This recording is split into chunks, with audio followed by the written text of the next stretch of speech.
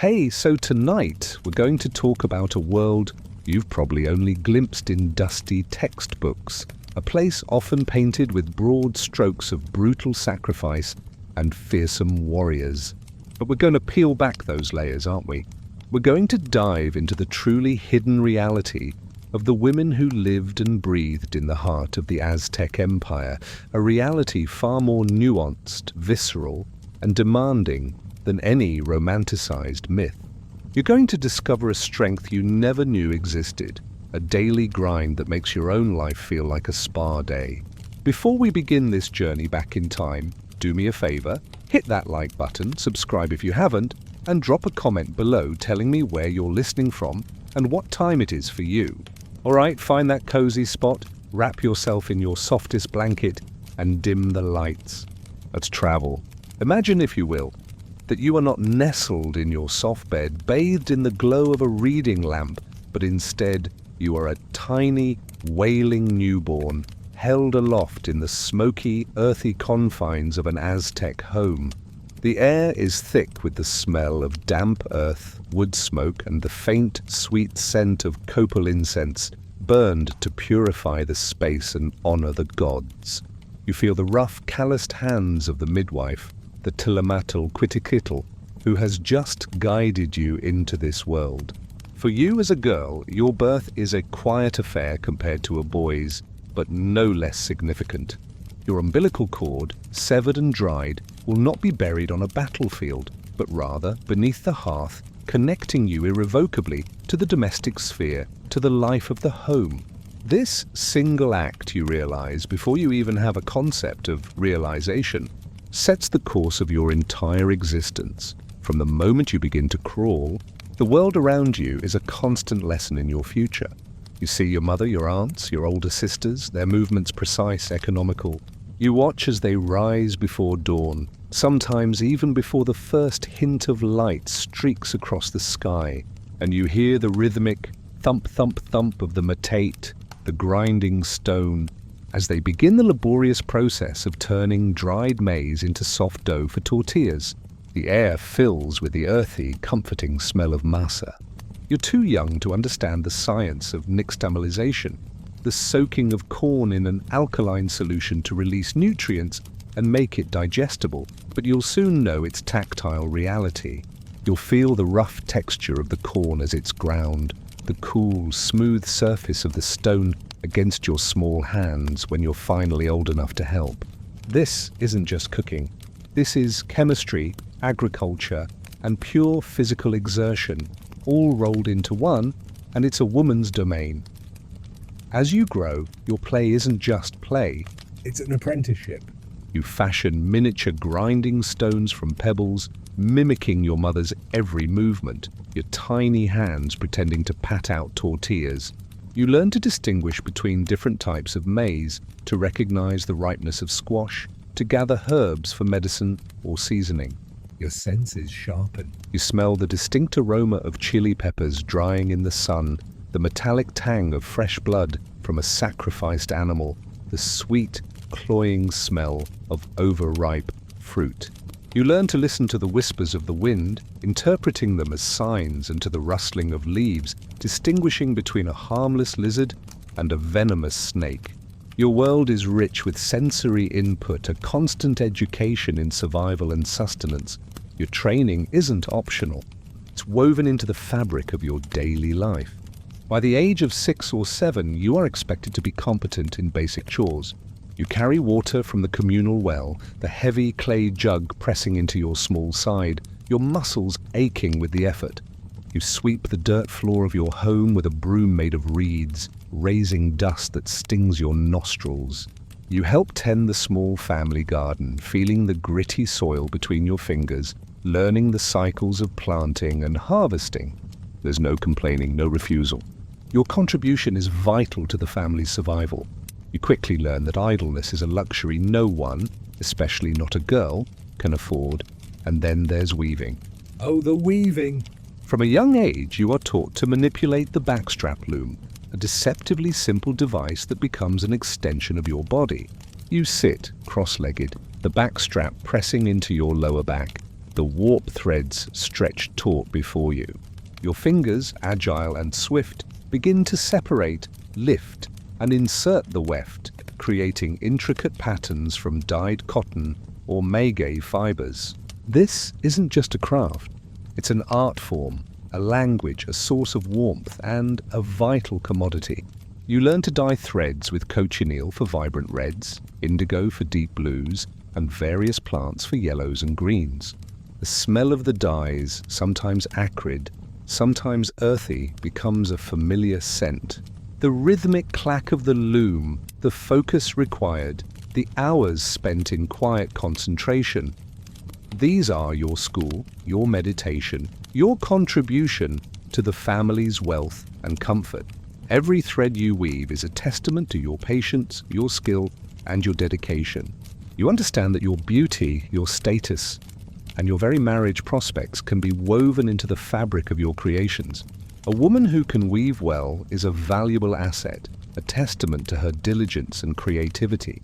You strive for perfection, because in your world, there is no room for mediocrity when it comes to survival. The fabric you produce will clothe your family, be traded in the bustling market, or even offered as tribute. Each stitch is a mark of your identity, a thread connecting you to generations of women who have performed the same painstaking, beautiful labor. You are not just a weaver. You are a creator, a provider, a living link in the chain of your people's resilience. You learn to anticipate the needs of your family, to mend worn garments, to transform raw fibers into protective coverings against the elements, and even into the ceremonial attire that marks important life events. You are, in essence, the keeper of the home's comfort, warmth, and visual identity, all born from the tireless movements of your hands on the loom. The transition from girlhood to womanhood for you is not marked by a sweet 16 or a college acceptance letter, but by marriage, an arrangement that solidifies your position within the social structure and ensures the continuation of your lineage. You might have known your betrothed since childhood, or he might be a stranger from a neighboring Kalpali, a district within the city. Either way, the decision is rarely yours alone. Your parents, often with the help of matchmakers, meticulously weigh the social standing, economic prospects, and family reputation of the prospective groom. For you, love, as we understand it today, is a fortunate byproduct, not a prerequisite. The union is a practical alliance, a fusion of families, a strategic move. The wedding ceremony itself is steeped in ritual and symbolism. Imagine the evening of your marriage. You are dressed in a fine huipil, perhaps one you wove yourself, its intricate patterns speaking of your skill and diligence. Your face is painted, your hair adorned with feathers or flowers. The air is thick with the scent of burning copal, and the murmur of prayers to Shutakutli, the god of fire and the hearth. You are led from your parents' home, a procession of family and friends accompanying you, carrying torches, the flickering light casting long, dancing shadows on the packed earth streets. It's a bittersweet walk. You are leaving the familiarity of your childhood, the watchful eyes of your mother, for a new life, a new home, a new family. Upon arrival at the groom's house, the most crucial part of the ceremony takes place. You and your husband-to-be are seated on a mat, and the corner of his cloak is tied to a corner of your huipil. This simple knot, a tangible link between the two of you, symbolizes the unbreakable bond of your marriage, the merging of your destinies. You share a meal, offering tortillas and tamales to the fire god, a silent prayer for a fertile and prosperous union. The celebration, often lasting for days, is a whirlwind of feasting, dancing, and communal joy, but beneath the revelry, you are acutely aware of the shift. You are no longer just a daughter. You are a wife, and soon you will be expected to be a mother. Motherhood, for an Aztec woman, is a calling of immense spiritual significance and profound physical peril. Childbirth is not merely a biological event. It is a battle, a sacred struggle. The midwife who attended your own birth will likely be present, her presence a calming, knowledgeable force amidst the agony. You are encouraged to be brave, to fight with every fiber of your being, because to die in childbirth is to die a glorious death, akin to a warrior falling on the battlefield. Your spirit, if you succumb, will join the Tiwatateo, the divine women who escort the sun on its journey from noon to dusk. Imagine the weight of that expectation, that spiritual heroism, pressed upon you even as your body is racked with unimaginable pain. During labor, you might be given an herbal concoction to ease the pain, or a feather to grasp tightly, its softness a contrast to the sharp contractions. The midwife chants prayers, massages your back, and offers words of encouragement, reminding you of the strength of your ancestors, the importance of your progeny. The air is tense, thick with the smell of sweat, herbs, and anticipation. Your family waits outside, listening intently to your cries, knowing that your struggle is a fight for the future of the lineage.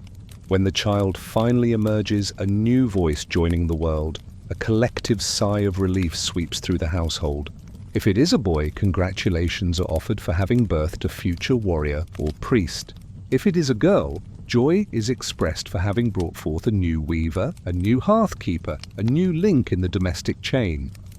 The days and weeks that follow are a blur of exhaustion and overwhelming responsibility. You are bound to your child, nursing it frequently, sleeping in snatches. The infant mortality rate is terrifyingly high. You witness it in your own family, among your friends, the heartbreaking reality of tiny lives extinguished too soon by disease or unseen ailments. Each cry, each sniffle, each feverish brow fills you with a primal dread. You perform rituals, make offerings, and pray ceaselessly to Tonantzin, the mother goddess, for your child's health and survival. The bond you feel with your children is fierce, protective, born of shared struggle and the fragile promise of life. Your life is no longer your own. It is inextricably tied to the needs and welfare of your offspring.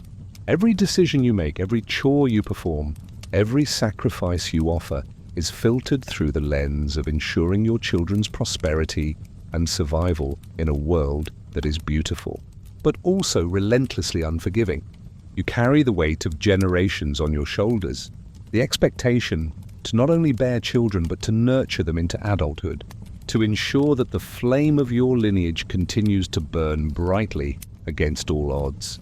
Your identity as a woman is now inseparable from your role as a mother, the silent, powerful force at the heart of the home, the primary educator, healer, and guardian of your precious offspring.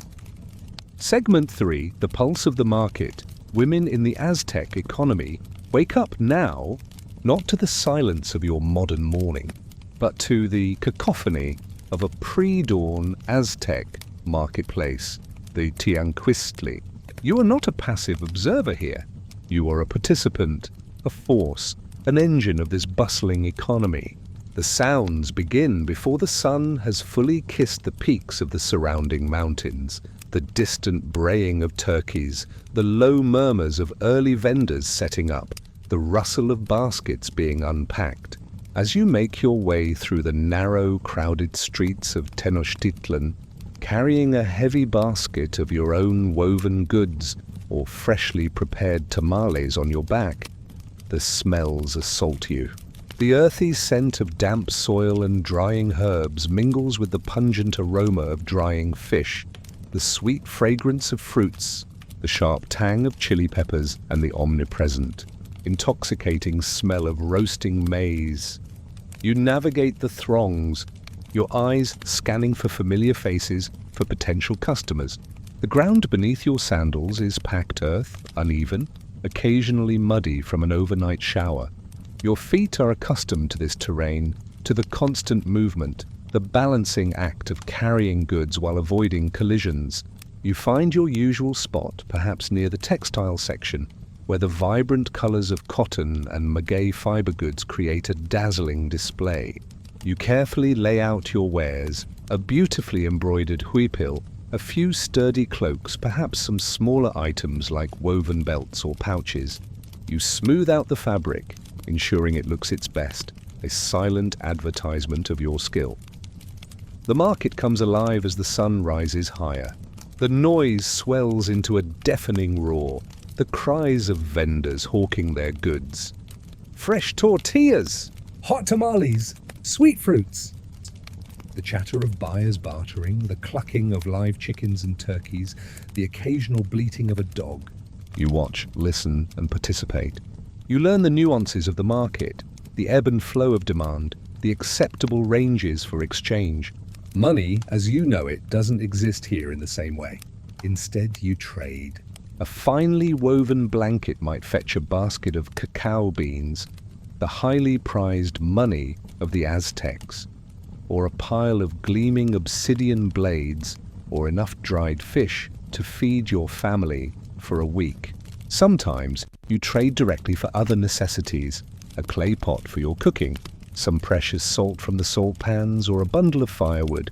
Your voice, normally reserved in the domestic sphere, takes on a new strength here.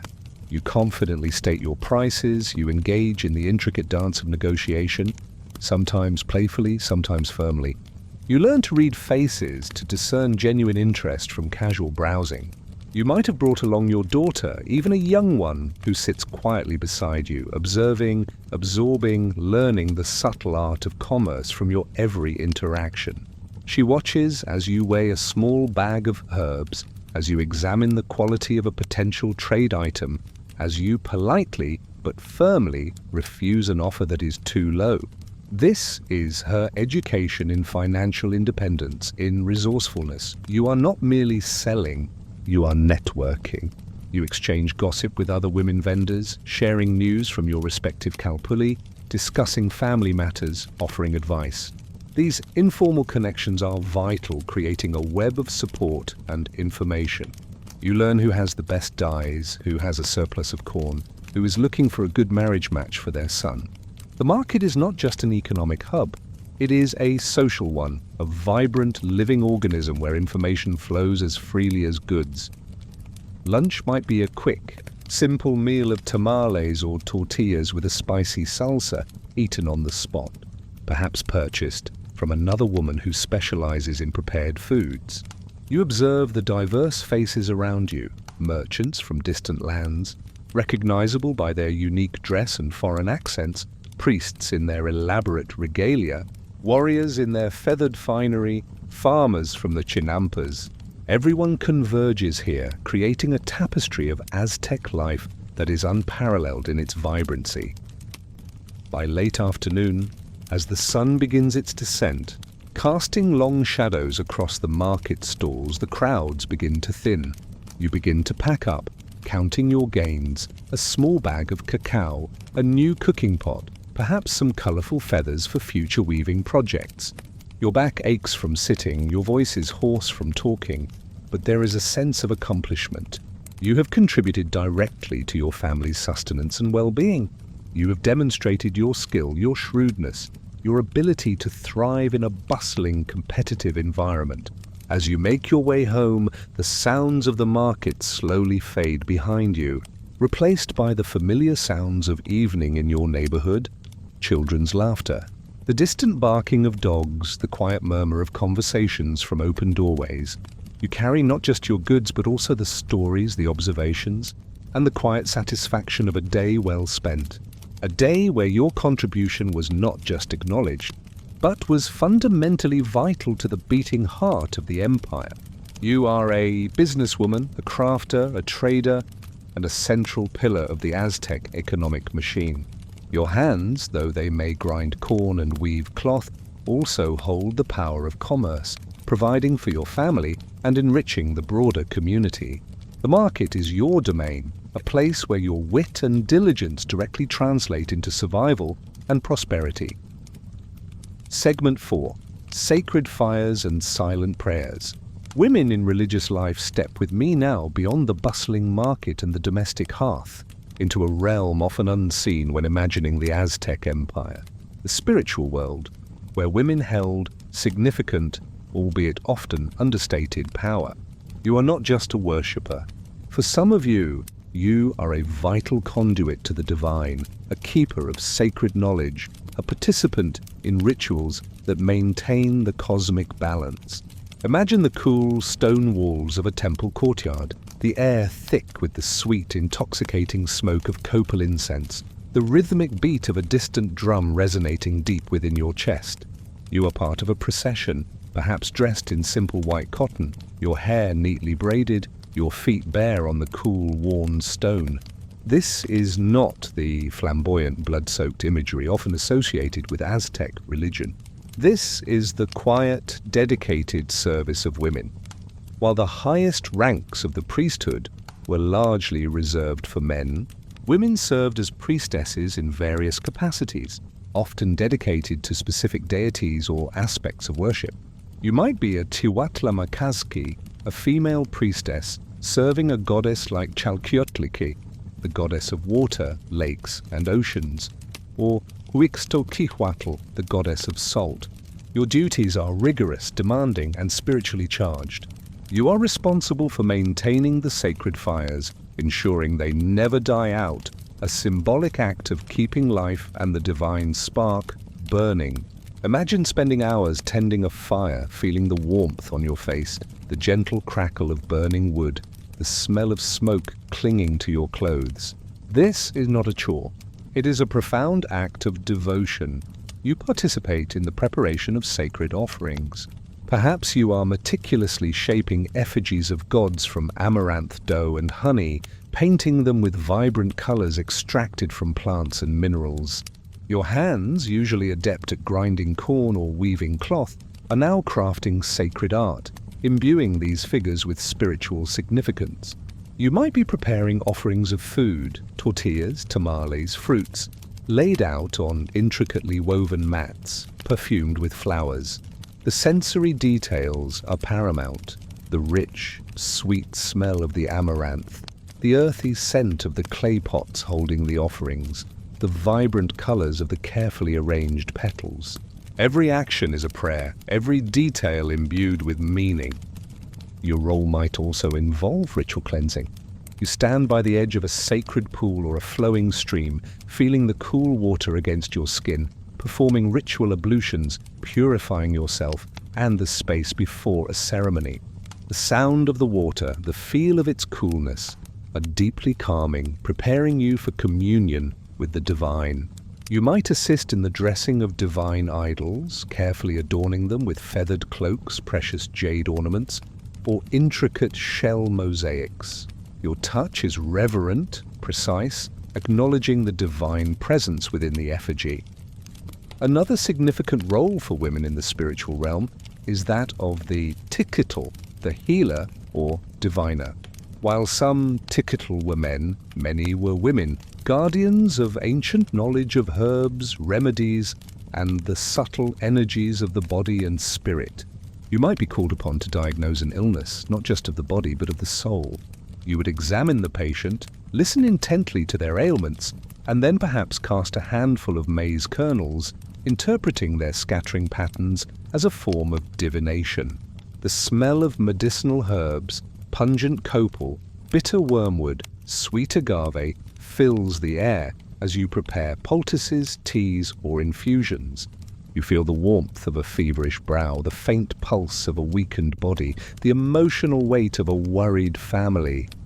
You are a psychologist, a spiritual guide, and a doctor, all rolled into one. You understand the power of suggestion, the importance of faith, and the deep connection between the physical and spiritual well-being. You use rituals to cleanse negative energies, to ward off evil spirits, to bring balance back to an afflicted individual. You might instruct a patient on specific prayers or offerings, guiding them through a spiritual journey to recover their health. The trust placed in you is immense, and your reputation as a skilled healer or diviner is painstakingly earned through years of study, observation, and successful treatments. Even for women who weren't formally priestesses or tisteleri, daily religious devotion was an intrinsic part of life. You would offer prayers at your home altar, light incense, and make small offerings to the gods who oversaw your daily activities. Tlaloc for rain, Sentiotl for maize, Xochiquetzal for fertility and beauty. You might visit the larger temples on festival days, joining the throngs of worshippers, feeling the collective energy of devotion, hearing the chants and the music, seeing the vibrant dances and the solemn rituals, the smell of thousands of burning copal censers, the dazzling array of feathered headdresses, the thunderous beat of the huehuetl drum. These moments are deeply moving, connecting you to your community and your cosmic place.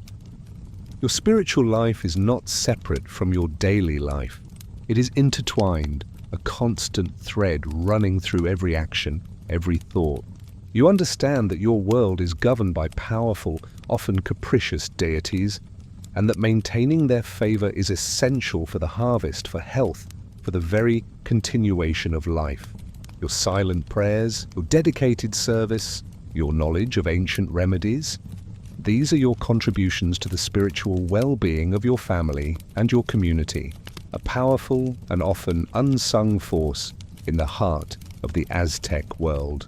You are a guardian of the sacred, a bridge between the mortal and the divine, your subtle strength woven into the very fabric of their spiritual existence. Now, let's strip away the grand ceremonies and market bustle and simply immerse ourselves in the relentless, cyclical rhythm of your average day, a rhythm that begins not with an alarm clock, but with the subtle shift in the pre-dawn darkness. You awaken, not to the warmth of a soft mattress, but often on a woven mat spread on the packed earth floor of your one-room adobe home. The air is cool, carrying the faint, lingering scent of wood smoke from last night's fire. Before the first rooster crows, before even the faintest blush of pink stains the eastern sky, you are stirring. Your first task is to rekindle the fire in the hearth, the heart of your home. You carefully coax the embers back to life, blowing gently on the glowing coals, feeding them with small pieces of kindling. The tiny flames dance, casting flickering shadows on the rough walls, and the smoke, thin at first, rises to escape through a small opening in the roof. The warmth begins to spread, a welcome reprieve from the morning chill. Next, you attend to the nixtamalized corn from the previous evening. The corn, softened by its soak in lime water, is now ready for grinding. You kneel before the metate, the heavy stone grinding slab, and with a smaller cylindrical stone roller, the mano, you begin the laborious process. Thump, thump, thump. The sound echoes in the quiet house, a steady rhythmic cadence that signals the start of the day for your family. Your muscles ache, your arms burn with the repetitive motion, but you push through it, driven by the knowledge that this massa will feed your children, your husband, your elderly parents. The earthy aroma of freshly ground corn fills the air, a scent that is synonymous with life itself. As the masa is ready, you begin to pat out tortillas, your skilled hands shaping the dough into perfect circles, thin and uniform. You cook them on a comal, a flat clay griddle placed over the open fire. The tortillas puff up, golden brown, emitting a delicious toasted smell. You stack them neatly in a woven basket, keeping them warm for the morning meal. Simultaneously, you might be preparing a simple stew of beans or squash, perhaps with a few pieces of dried fish or turkey, adding chilies and herbs for flavor. Your children, now awake, might gather around the hearth, their eyes wide with hunger, the youngest perhaps clinging to your leg. After the morning meal, which is often eaten quickly and quietly, your day branches into a multitude of tasks. If it's a market day, you might pack your goods and head out, as we discussed. If not, your focus remains on the home and its immediate surroundings. You sweep the dirt floor of your home, keeping it clean and free of pests. You might fetch water from the communal well, a heavy, round-trip journey that exercises every muscle in your body. The sun beats down on your head, the dust swirls around your bare feet, but you keep going, driven by necessity. Childcare is an omnipresent responsibility. The youngest children are always with you, strapped to your back as you work, or playing under your watchful eye. You teach them, guide them, discipline them. You might be nursing an infant while simultaneously grinding corn, weaving, or preparing food. There is no separation of roles. Mother, worker, educator are all one and the same. Older children are given chores suitable for their age, learning the ropes of survival from a very young age, mirroring your own childhood. During the afternoon, you might turn to weaving. You settle down with your backstrap loom, the rhythmic clack, clack, clack of the shuttle becoming the soundtrack to your thoughts. You focus intently on the patterns, the colors, the texture of the fabric emerging under your nimble fingers. This is not just a creative outlet. It is an economic necessity, a source of clothing, warmth, and tradable goods. The hours pass, marked only by the shifting light outside, the growing hunger pangs and the mounting stack of woven cloth. You might also spend time in your family's small garden patch, cultivating maize, beans, squash, or chilies. You feel the soil beneath your hands, pull weeds, water the thirsty plants, understand the symbiotic relationship between plant and earth. This direct connection to the food source is profound. You understand the effort, the risk, the prayers that go into every single harvest. There are no supermarkets, no guarantees. Your hands literally feed your family. As the sun begins to dip towards the horizon, painting the sky in fiery hues, your thoughts turn to the evening meal. More grinding, more cooking, more tortillas. The family gathers again, tired from a day of labor, but united by the shared experience of survival. Stories are told, lessons are imparted, and the day's events are recounted. After the meal, as darkness fully descends and the stars begin to prick the inky sky, you prepare your family for sleep. You lay out the sleeping mats, ensure the fire is banked for the night, and perhaps offer a final prayer to the gods, asking for protection and prosperity. Finally, as your family drifts off to sleep, you might steal a few moments for yourself, a quiet reflection on the day, a silent contemplation of the stars above. Your body aches, your hands are calloused, your mind is weary, but there is a profound satisfaction in knowing that you have met the day's challenges, that you have provided for your family, that you have played your essential part in the relentless, beautiful dance of life and survival in the Aztec Empire. This is your reality, a reality of constant, demanding, yet deeply fulfilling labor, a silent testament to your strength and resilience. Let us now confront a reality that will undoubtedly chill you to your modern core, a visceral experience that fundamentally shaped the lives and deaths of Aztec women: childbirth. For you as an Aztec woman, the womb was not just a vessel for life, it was a battlefield. Giving birth was seen as a warrior's ultimate trial, a heroic struggle where the stakes were nothing less than life, death, and spiritual glory. Imagine for a moment the immense psychological weight of this cultural belief, layered upon the sheer physical agony of labor. You are lying on a woven mat, perhaps in a quiet corner of your home or in a dedicated birthing space. The air is thick with the smell of sweat, fear, and the earthy, pungent aroma of various herbs and remedies prepared by the Tlamatl, the midwife. This woman is more than just an attendant. She is a spiritual guide, a battle-hardened veteran of countless birthing wars.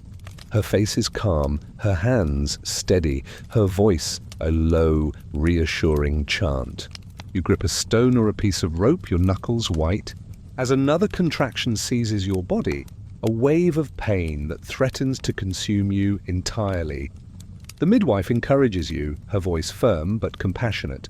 She reminds you of the bravery of the warrior women who have gone before you, the Tsihuateteo, the spirits of women who died in childbirth and now accompany the sun. Your agony is not mere suffering. It is a sacred offering, a path to spiritual renown. Each push, each scream is a blow struck in this internal war. Your husband perhaps waits anxiously outside, praying to Tonantzin, the mother goddess, for your strength and for the safe arrival of your child. His world, too, is paused, held captive by your struggle. The birthing process is often long, arduous, and fraught with danger. Infections, hemorrhage, and complications were ever-present threats in a world without modern medicine. You are aware of these dangers not as abstract possibilities, but as grim realities witnessed among your sisters, your aunts, your friends. The fear is palpable, a cold knot in your stomach, even as you fight with every fiber of your being. The midwife performs rituals, massages your belly, offers herbal concoctions to ease the pain or encourage the contractions. The boundaries between medicine and magic blur in this critical moment. When the child finally emerges, a tiny, screaming being, a collective sigh of relief sweeps through the room. If you are fortunate enough to survive, you are celebrated as a victor, a brave warrior who has brought forth new life. The child's umbilical cord, a sacred relic, is saved. For a boy, it might be buried on a battlefield, connecting him to his martial destiny. For a girl, it is buried beneath the hearth, binding her to the heart of the home, to her domestic fate. This post-birth ritual reinforces the gender roles, the distinct destinies assigned to each sex, even as it celebrates the miraculous act of birth itself. But what if you don't survive? What if, despite your valiant struggle, your strength fails and your life ebbs away in the aftermath of birth? Then your passing is mourned, yes, but it is also celebrated. Your body is treated with reverence, draped in sacred cloths. Your spirit, as a Tihuateteo, is believed to join the sun on its journey from midday to sunset, a powerful and fearsome deity. Your death is not a tragedy in the modern sense. It is a glorious sacrifice, the ultimate act of bravery for a woman. Your name would be remembered, your courage extolled, a source of pride for your family. However, this glorious death comes with a darker side. The Chihuateteo were also believed to be vengeful spirits, lurking at crossroads, seeking to harm infants and children, or to tempt men. Their fierce power, born of their warrior death, made them both revered and feared. Imagine the complex emotions surrounding this concept, the aspiration for glory, the fear of death, and the subsequent transformation into a potentially malevolent spirit. The reality of repeated childbirth takes a heavy toll on your body. Many women endured multiple pregnancies, each one a renewed gamble with death. Your body, after successive births, would be marked by the physical strains, the weariness, the cumulative impact of these profound trials. Yet the societal pressure to bear children, especially sons, was immense. Your status, your worth, your very identity was intrinsically linked to your fertility and your ability to successfully navigate the battlefield of childbirth. For an Aztec woman, the journey through pregnancy and childbirth was a profound spiritual and physical ordeal, a testament to unimaginable strength and resilience. It was a time of immense vulnerability and extraordinary courage, where the line between life and death was exquisitely thin. The sounds of your labor, the smells of the birthing chamber, the pain and the triumph.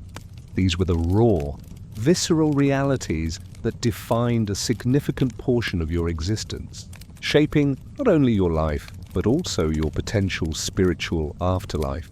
It was a constant reminder of the fragile beauty of life and the brutal, often glorious, cost of bringing it forth. Shift your perspective now from the grinding reality of the common woman to the hushed corridors and opulent courtyards of the elite, the noble women of the Aztec Empire. Here, life might seem gilded, softer, certainly free from the relentless physical toil of daily survival. But do not be fooled. While their hands might not be calloused from the matate or the loom, their minds were often sharp, their influence significant, though usually wielded with a subtle grace that often escapes historical records. Imagine yourself now as a noblewoman, a Chihuapili, residing in a grand stone house within Tenochtitlan, a stark contrast to the simple adobe dwelling of a commoner. The air here smells of fine incense, exotic flowers, and rich cooked foods, not wood smoke and mesa, Your day begins not with the chore of grinding corn, but with attendants helping you dress in exquisitely woven cotton garments, dyed with vibrant colors and adorned with intricate embroidery, perhaps even precious quetzal feathers. Your hair is meticulously styled, your face adorned with subtle, symbolic paint. You are a living symbol of your family's status, a walking testament to their wealth and power. Yet despite these comforts, your life is still not entirely your own. Your very existence is a strategic asset, a piece in the intricate game of dynastic alliances and political maneuvering. For noble women, education was a privilege and a tool. While common girls learned domestic arts, you, as a chihuapili, would also be educated in rhetoric, history, genealogy, and the complex rituals of the Aztec religion. You would learn the art of polite conversation, the nuances of courtly etiquette, and the importance of diplomacy. Your mind would be trained to understand the intricate web of alliances and rivalries that characterized the Aztec state. Imagine hours spent with learned tutors poring over codices, listening to epic poems and historical accounts. Your intellect sharpened and refined. Your knowledge was not just for personal enrichment. It was a resource to be deployed in the service of your family. Marriage for you was almost entirely a political arrangement. You would be wed not for love, but to solidify alliances between powerful lineages or even between different city-states.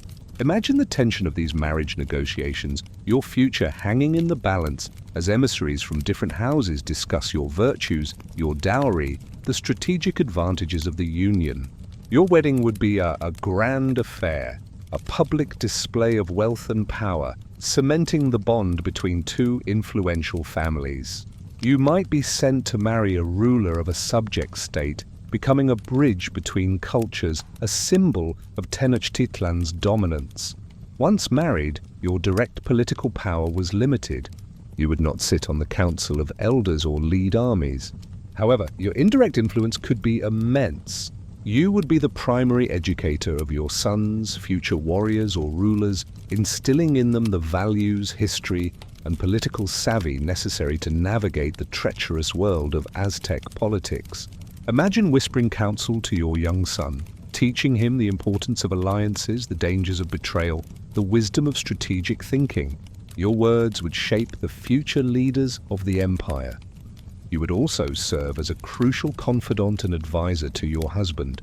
In the privacy of your chambers, or during quiet walks in the palace gardens, you would discuss political matters, offering your insights, sharing intelligence gathered through your own networks. Remember, women often managed large households, overseeing numerous servants and slaves. This gave you access to information, to gossip, to the pulse of the court that your husband, burdened by public duties, might miss. Your home, though domestic, was also a hub of information, a nerve center where power was quietly exercised. Furthermore, noblemen often played significant roles in religious life, sponsoring ceremonies, commissioning works of art, or even serving as high priestesses in certain cults, particularly those dedicated to fertility or weaving goddesses. Your wealth and status allowed you to dedicate resources to the divine, accruing spiritual merit for your family and enhancing your public reputation. Imagine presiding over a temple ritual adorned in sacred regalia, your voice leading chants, your presence commanding reverence.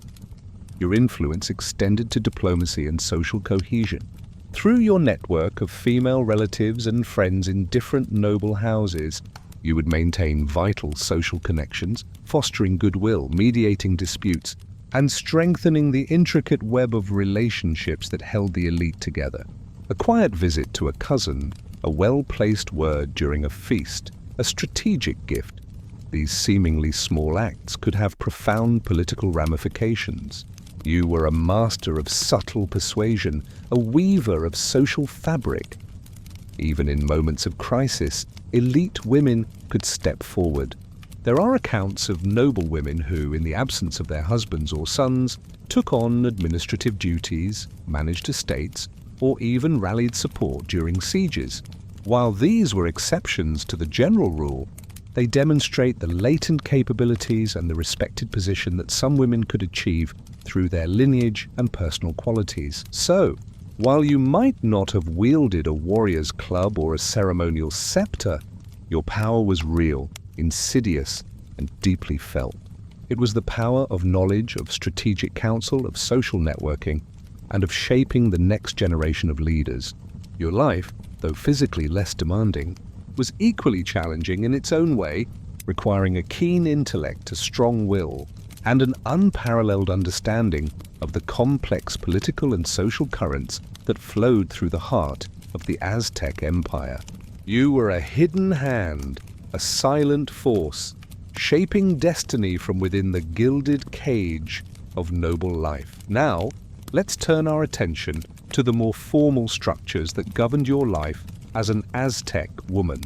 The law, the expectations of lineage, and the inherent limits placed upon you. Forget the abstract notions of equal rights as you understand them today. In the Aztec world, rights and responsibilities were inextricably linked to your gender, your social class, and your marital status. However, this doesn't mean women were simply chattels. The reality was far more nuanced and, in some aspects, surprisingly progressive compared to other ancient societies.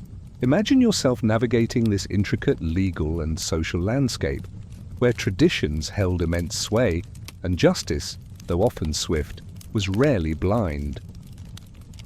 First, let's consider property rights. This is where Aztec law offered women a significant degree of independence. As a woman, you could own property, inherit land, and even manage your own assets independently of your husband. Imagine the sense of security and agency this provided. If you inherited a plot of land from your family or acquired goods through your market activities, that wealth was legally yours. You could cultivate it, trade it, or pass it on to your own children. This was not a minor detail. It provided an economic bedrock for women, a measure of financial independence that could cushion against misfortune or the loss of a spouse. You held on to your own dowry, not as a gift to your husband, but as your personal property, another testament to your individual economic standing. Marriage, as we've discussed, was a foundational institution. But what if it didn't work? Divorce, while not taken lightly, was possible. You, as a woman, could initiate a divorce on grounds such as neglect, mistreatment, or if your husband failed to provide for the family. Imagine the courage it would take to stand before a council of elders, to articulate your grievances, knowing the social implications of such a decision. If the divorce was granted, your property rights were generally respected, and you would typically retain custody of your children, especially the younger ones. This was a significant protection, offering women an escape route from truly unbearable marriages and demonstrating that your individual well-being was not entirely subsumed by your marital status. However, fidelity was a double-edged sword. While men could have multiple wives if they were wealthy enough to support them, and concubines, women were expected to be strictly monogamous. Adultery on the part of a woman was a grave offense, often punishable by death, usually by stoning. Imagine the constant fear, the societal pressure to maintain absolute sexual fidelity, knowing the severe consequences of transgression. For men, adultery was also condemned, but the penalties were often less severe, usually involving public humiliation or fines, unless the affair was with another man's wife, which could lead to death for both parties. This clear, double standard highlights the patriarchal aspects of Aztec society, where a woman's honor and purity were seen as vital to the family's and community's reputation. Lineage was paramount. Your family name, your ancestry, and your social class deeply influenced your life from birth. If you were born into a noble family, you held privileges and responsibilities vastly different from a commoner. Your marriage prospects, your education, and your potential for indirect influence were all determined by your birth. If you were born into a peasant family, your life was one of constant labor. There was limited social mobility, especially for women, meaning your destiny was largely set by the circumstances of your birth. Imagine the weight of your family's history, its triumphs and failures, shaping your opportunities and defining your place in the world. Your public role, outside of the market or religious service, was highly circumscribed. You would not serve in the military, hold political office, or become a judge. The public sphere of power was largely male-dominated. Your influence was primarily exerted within the home, through your children, or through the subtle channels of informal networking, as we discussed with elite women. Imagine the frustration at times of knowing you possessed intelligence or skill that could contribute to the empire, but being limited to private or indirect channels for its expression. Despite these limits, Aztec law did offer some protections. Women were protected against severe physical abuse, and assault was a serious crime. There were mechanisms for seeking justice, albeit through a male-dominated legal system. Your voice, while not always carrying the same weight as a man's, could still be heard, especially if you had the support of your family or community. So, as you consider the legal and social framework of your life as an Aztec woman, you see a complex tapestry. On one hand, you had unique property rights and the ability to divorce, offering a degree of independence rare for the era. On the other, you faced severe penalties for sexual transgression and clear limitations on your public roles. Your existence was defined by a balance of protections and prescriptions, a system that valued your essential contributions to family and society, but within a rigidly defined, gendered framework. It was a world where your strength was acknowledged, but your agency was always subject to the prevailing norms of your society, a constant negotiation between your personal will and the powerful forces of tradition and law. As the sun begins to set on our journey through the hidden realities of women in the Aztec Empire, let's take a moment to reflect on the immense strength and resilience you, as an Aztec woman, embodied. We've traversed your life from the smoky confines of your birth to the arduous labor of the metate, from the bustling commerce of the market to the sacred spaces of the temple, from the battlefield of childbirth to the quiet power wielded by noble women. Your journey has been one of unyielding demands, profound contributions, and often silent heroism. Now, as the faint glow of your own modern lamp illuminates your cozy room, let's consider the echoes of your strength in our world today. You, nestled in your bed, have known comforts and freedoms that would have been unimaginable to your Aztec counterpart. Think of the simple act of choosing your partner based on love, not lineage or political alliance. Imagine the luxury of knowing that childbirth, while still a monumental event, is far less likely to be a death sentence thanks to millennia of medical advancement. The notion of a grocery store full of food you didn't have to grow, grind, or prepare from scratch would have been a fantastical dream. And the idea of pursuing an education, a career, or a public office solely based on your merit and desire without the crushing weight of gendered expectations would have been revolutionary. Yet despite these vast differences, the spirit of the Aztec woman lives on. That inherent resilience, the deep connection to family and community, the unshakable determination to provide and protect, these are universal human qualities that transcend time and culture. You can see her legacy in the vibrant weaving traditions that continue in Mexico today, in the enduring strength of indigenous women who carry forward ancient knowledge, in the quiet dignity of mothers everywhere who tirelessly nurture their families, the fierce protection of children, the industrious spirit in the face of adversity, the quiet wisdom passed down through generations. These are the powerful echoes of your life as an Aztec woman. Her reality, raw and unvarnished, forces us to confront our own comforts, our own privileges. It makes us appreciate the sheer tenacity required to simply be in a world so demanding, so unforgiving. Your life, though brutal in its daily grind, was also deeply intertwined with the cycles of nature, the rhythm of community, and the profound satisfaction of direct contribution. There was no abstract job. Your labor directly fed, clothed, and sustained your family and your empire. This direct link to purpose, this clear understanding of your vital role, is something we often seek in our complex modern lives. So as you drift off to sleep tonight, carry with you the image of the Aztec woman. See her strong, calloused hands expertly patting out tortillas, her focused eyes creating intricate patterns on the loom, her brave spirit battling in the birthing chamber, her shrewd mind navigating the market. She was not a warrior wielding a macuar whittle, but she was a warrior nonetheless, a warrior of the hearth, the home, the market, and the very continuation of life. Her strength was the silent, foundational force that held the mighty Aztec Empire together, a strength that often went unrecorded in the grand histories of kings and conquests, but a strength that was absolutely indispensable. Remember her, and remember the quiet power of simply enduring, of creating, of nurturing against all odds. Your modern life, with all its ease, is built upon the struggles and triumphs of countless women like her, women whose stories, though often hidden, are etched into the very fabric of human history. Let her story remind you of the profound strength that lies within every woman, a strength that has shaped civilizations and continues to forge the future. Sweet dreams, and may the echoes of her resilience inspire your own waking hours.